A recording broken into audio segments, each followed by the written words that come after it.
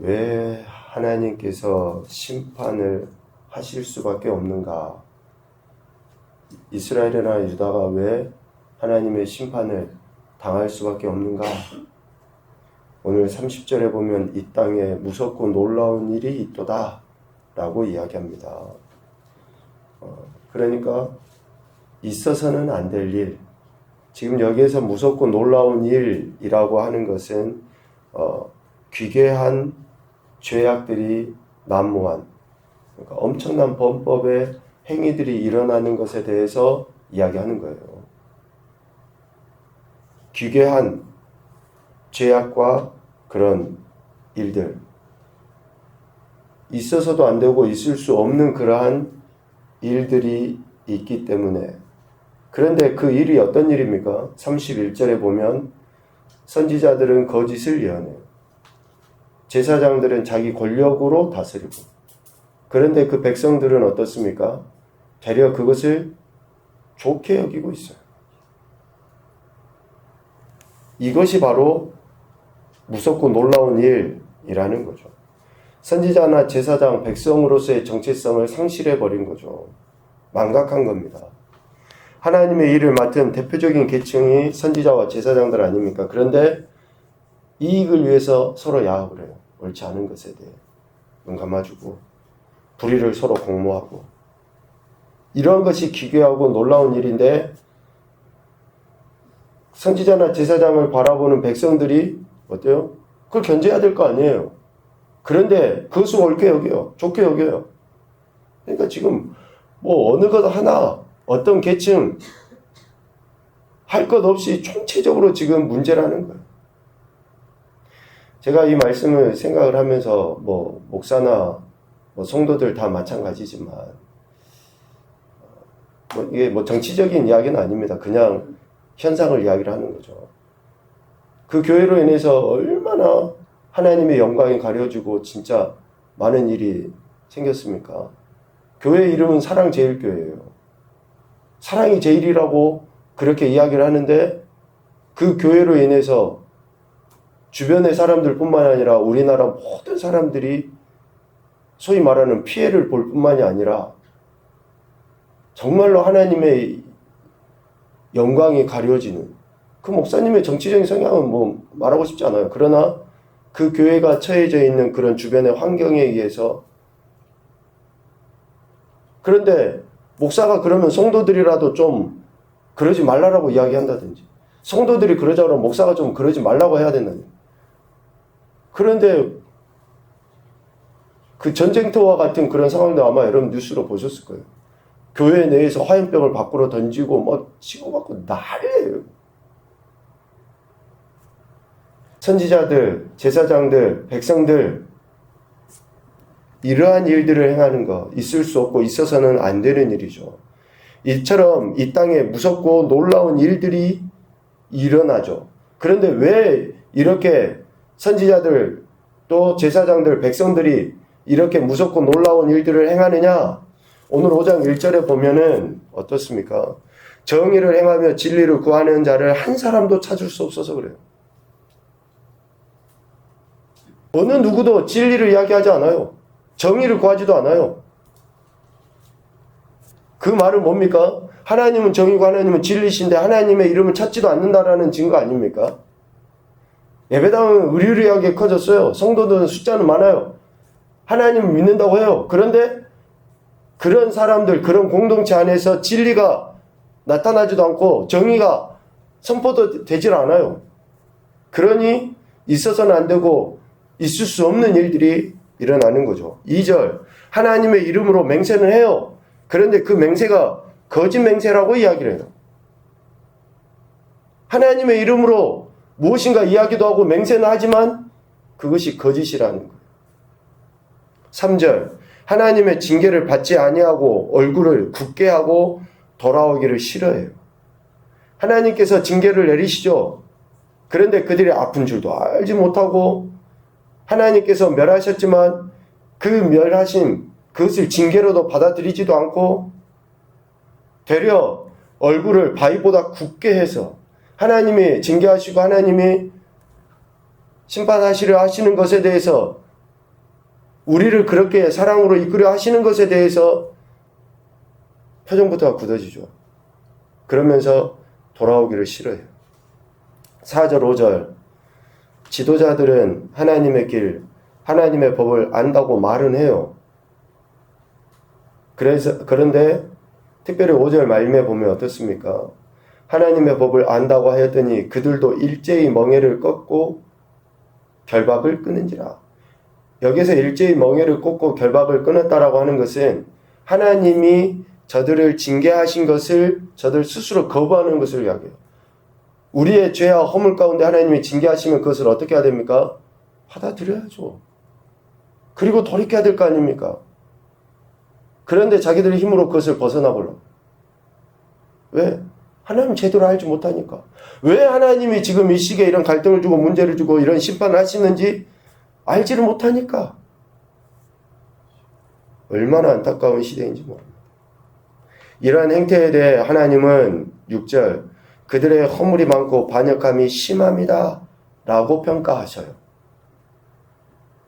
즉 하나님께서 그들을 배불리 먹이셨으나 그들은 하나님 아버지를 버리고 신이 아닌 것들로 맹세하며 간음하고 창기의 집에 허다히 모였다라고 7절 8절 이야기합니다.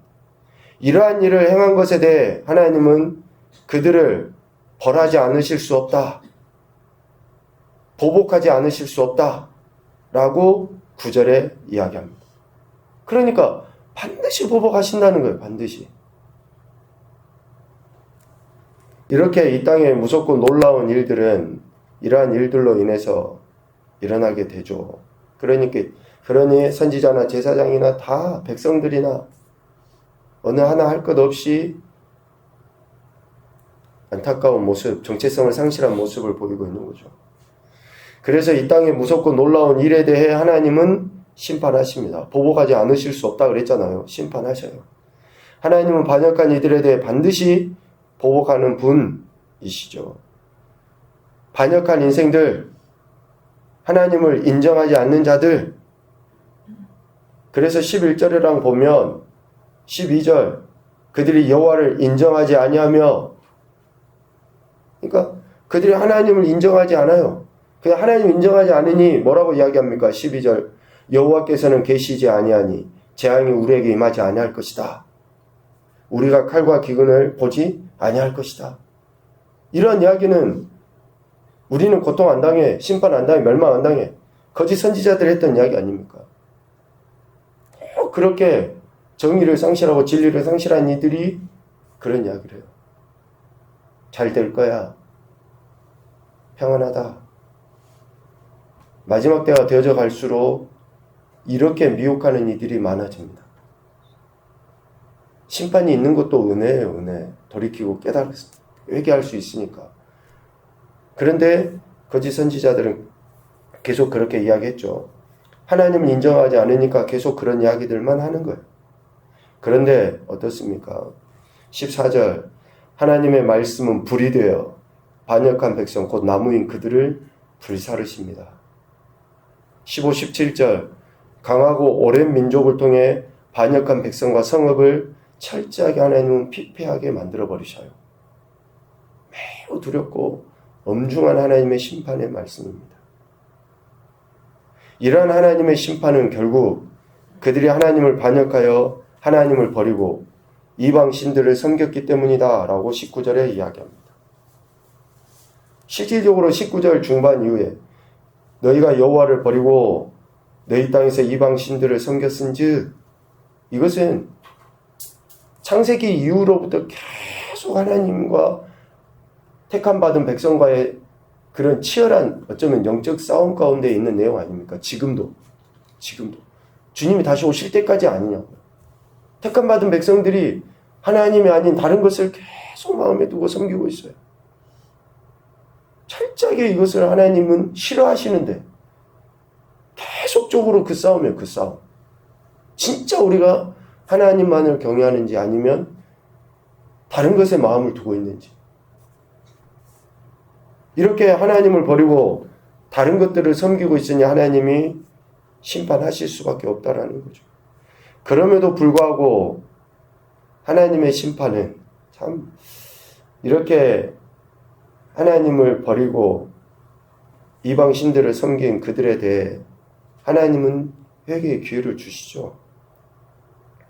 이것을 우리는 은혜라고 생각하는데요. 그게 은혜가 아니에요. 하나님이 회개의 기회를 주시는 것이 은혜가 아니에요. 우리는 내가 죄악 가운데 있고 그러는데 하나님은 아주 나를 멸망시키지 않고 숨통을 좀 틔워주셨어. 이것을 은혜라고 여기는데 그게 은혜가 아닙니다. 하나님이 지금 나를 징계하셔서 그 징계가 나를 회복시키기 위한 기회라고 주신 것이 은혜예요. 그것을 깨닫는 것이 은혜라고요. 똑같이 아주 우리를 멸망하지는 않으시죠. 그런데 또다시 기회를 주신 그 자체를 우리는 은혜라고 여기는데 그게 은혜이기보다는 내가 지금 멸망당해서 심판당해서 고통당해서 문제 가운데서 하나님이 나를 사랑하셔서 이렇게 내게 이런 징계를 내리셨구나. 그렇게 깨닫는 것이 은혜라고요. 지금 이스라엘 백성들은 아직도 깨닫지 못해요. 그런데 하나님께서 그냥 그저 해주시는 거예요. 18절 심판이 있음에도 불구하고 그때 다 진멸하지는 않으셔요. 그때도 내가 너희를 진멸하지는 않는다. 진멸. 완전히 싸그리 없애버리지는 않는다는 거죠. 그리고 10절에도 보면 너희는 그 성벽에 올라가 무너뜨리되 다 무너뜨리지 말라. 그 가지만 꺾어버려라. 그런데 여러분 10절 말미에 봐보십시오. 여호와의 것이 아님이니라. 지금 저들에 대해 하나님께서 엄중하게 말씀하시는 거예요. 엄중하게. 얼마나 하나님의 마음이 아프시겠습니까? 반역한 인생임에도 불구하고 하나님께서 완전히 진멸하지 않으시고 남겨두시죠. 그런데 왜 남겨두십니까? 왜 기회를 또 주시는 거예요? 다시금 22절 하나님을 경외하고 하나님 앞에 떨도록 하기 위함이에요. 하나님을 진짜 경외하고 하나님을 경외함에 대해서 저들의 삶이 바르게 세워져 가도록 하기 위해서 하나님이 진멸하지 않는 거예요. 이른 비와 늦은 비를 때를 따라 주시는 하나님을 경외하도록 하기 위해서. 24절 그럼에도 불구하고 하나님을 경외하지 않고 속임으로 집을 가득 채워서 번창하고 거부가 되죠. 그들이 자기의 이익을 얻으려고 송사를 공정하게 하지도 않는 그런 모습과 행태들. 그들에 대해 하나님은 보복하신다라고 26절부터 29절까지 이야기해요. 정의와 공의를 상실해버린 시대에 대해서 하나님은 반드시 심판하십니다. 그런데도 하나님이 왜 그들에게 또다시 기회를 주시는가는 하나님을 경외하도록 하기 위함이에요.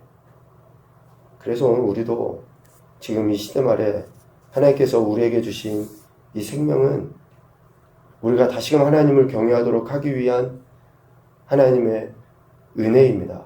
그런데 이 은혜는 지금 이 상황 속에서 내가 어떤 태도를 취하느냐에 따라서 그게 진짜 은혜인지 아니면 은혜인 척 그렇게 우리를 스스로 위로하며 살아가게 하는지를 알게 돼요. 좀 중요합니다. 이런 하나님의 은혜를 우리 스스로 은혜로 여기게 하는지 아니면 진짜 하나님을 경외하고 하나님께 굴복하고 하나님을 진짜로 두려워하며 살아가게 하는지가 나뉘어져요. 나의 태도로 인해서. 내가 정말 돌이켜서 그렇게 나가는지. 또 그냥 그 순간만 모면하기 위해서 하나님 사랑해요, 하나님 은혜입니다 라고 말하는지 그거에 따라서 달라진다는 거예요. 그래서 이러한 모든 일들이 이 땅에서 일어나는 무섭고 놀라운 일, 곧 있을 수 없는 일이고 있어서는 안 되는 일이다 라고 30절에 이야기합니다. 하나님을 반역했던 그러한 행태들에 대해서 그렇습니다. 5장의 말씀도 우리가 같이 쭉 이렇게 읽었는데요. 제가 뭐 여러분들도 아마 그러실 텐데 제가 이렇게 말씀들을 읽으면서 이제 그거잖아요. 앞으로 있을 심판에 대한 메시지고 또 경고의 메시지잖아요. 근데 지금 읽으면 지금 이 자체가 하나님이 그러니까 이 예레미야 선지자가 유다 백성들에게 한 이것이 심판의 메시지인지 뭐 앞으로 있을 일인지 또 뭐 이게 막 그 왔다 갔다 해요. 헷갈린다기보다는 계속 반복적으로 이렇게 대적하니까. 그런데 변하지 않는 것은 뭡니까?